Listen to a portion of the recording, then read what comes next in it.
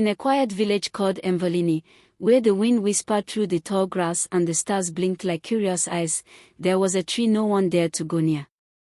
It was tall, old, and twisted. Its bark was black as night, and its branches curled like claws.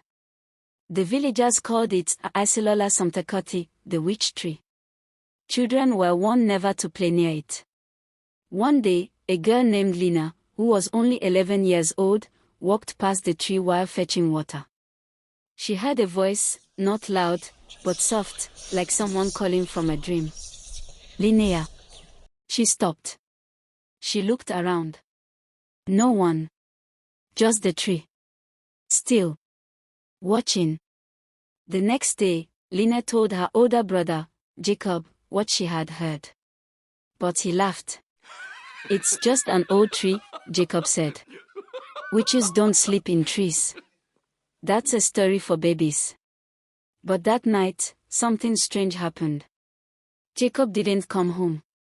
His mother waited with a candle in the doorway. The candle burned low, but Jacob never returned.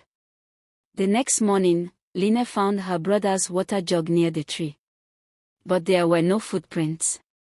No signs of struggle. Just silence. The village grew worried. It wasn't the first time someone had disappeared near the witch tree. Long ago, an old woman named Matilda claimed she saw something. She said a shadow climbed into the tree when the moon was full, and that it whispered the names of people before they vanished. No one believed her. They said she was losing her mind.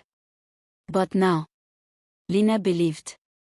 So that night, Lena did something no one in the village had dared in years. She crept out under the moonlight, barefoot and shaking, and stood before the witch tree. The wind was silent. The leaves didn't move. Then, suddenly, the tree breathed. A soft sigh, like someone sleeping. Lena stepped closer. And then she saw it. Up in the highest branch, curled like a sleeping bat, was a woman with skin like bark, hair like roots, and eyes closed in a deep, eerie sleep. The witch. She was real. Lena's breath caught in her throat. She took one step back. And the witch's eyes slowly opened. Lena froze. She couldn't run. Couldn't scream. The witch's eyes were pale, glowing like dim fireflies. She didn't speak, but Lena heard her voice inside her head. You came, just like your brother. Lena's knees shook. Where is Jacob? She whispered. The witch smiled. Not kindly. He is part of the tree now, just like the others. Lena's eyes filled with tears. Why? Why are you doing this? The branches of the tree creaked above her, moving even though there was no wind. I sleep so I do not hunger. But when someone comes too close, I wake. And I must feed. Lena looked around. The ground was dry. No flowers. No grass. Just roots. Black, thick roots, like veins in the earth. Then she saw something else. A shoe. Half buried in the soil. It was Jacob's. Her brother was really gone. Lena turned to run. But the branches of the tree came alive, blocking her path like long arms. Now that you've seen me, the witch hissed, you belong to the tree too. Lena dropped to her knees. But then, something fell out of her pocket. It was a small wooden necklace her grandmother had carved for protection. Wear this, Grandma used to say. Evil spirits don't like the old wood. The necklace hit the ground, and the tree let out a screech. The witch's eyes burned brighter, and the back of the tree cracked like it was in pain. Lena grabbed the necklace and held it tight. Suddenly, the witch recoiled, hissing like a snake. Where did you get that? Lena stood up. My grandmother. Matilda. The witch growled.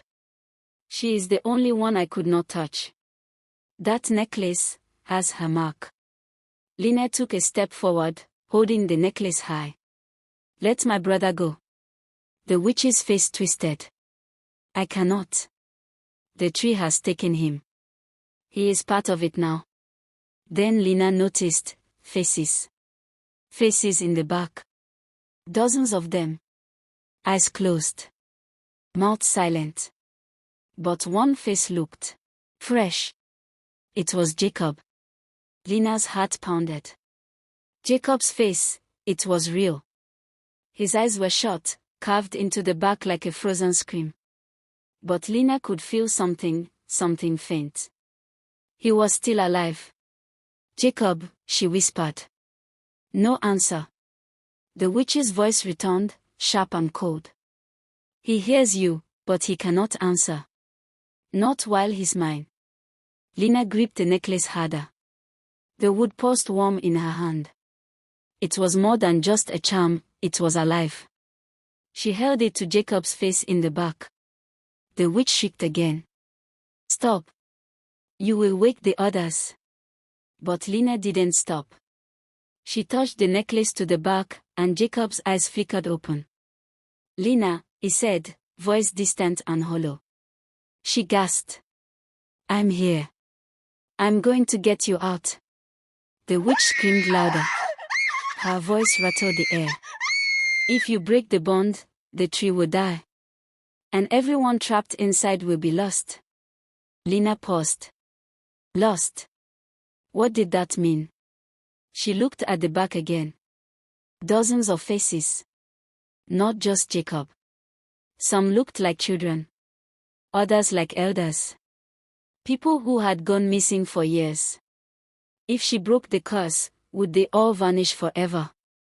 Or would they be free? Lena turned to the witch. "You said the tree fed when you woke. What if no one ever wakes you again?" The witch narrowed her eyes. "What are you saying?" "I'm saying I'll seal the tree. I'll make sure no one ever comes near. But you have to let Jacob go. Now." The witch laughed, dry and bitter. "You think I trust a child?" Lena stepped closer, necklace glowing in her hand. "You don't have a choice." The tree groaned. The bark cracked. The roots twitched.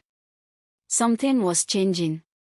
Suddenly, Jacob's body began to pull from the tree, slowly, painfully, like he was being unstitched from the bark. He fell into Lena's arms, gasping. Alive. The witch screamed louder than ever. Her body in the tree began to twist, stretch, becoming one with the trunk. "This is not over," she howled. "The bond is broken, but I will awaken again. When someone calls my name." And just like that, she vanished into the bark. The tree fell silent. The wind returned. Lena helped Jacob to his feet. He looked weak, pale, but alive. "Come on," she said. "Let's go home." As they walked away, Lena looked back at the tree one last time. And something strange happened. All the other faces were gone. Except one. The witch's.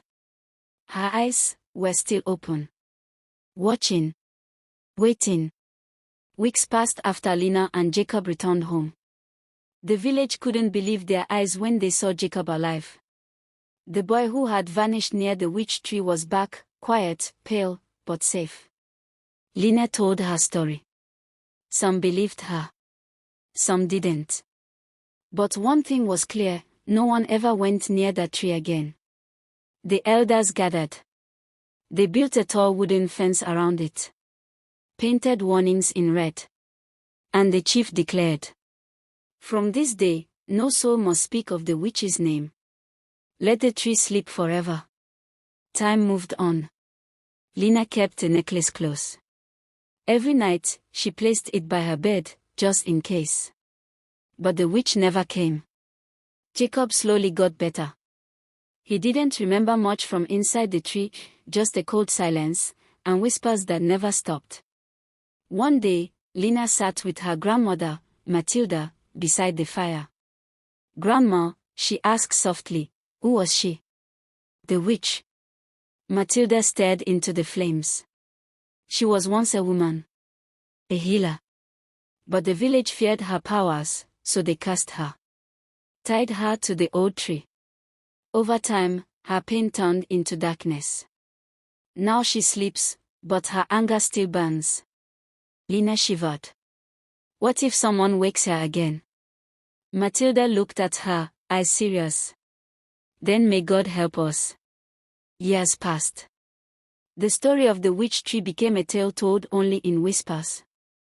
But one cloudy evening, a group of boys from another village wandered near Emvaleni, looking for adventure.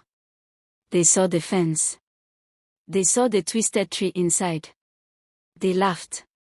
And one boy said, mocking, curious, "What kind of witch sleeps in a tree anyway?" The wind stopped. The sky darkened.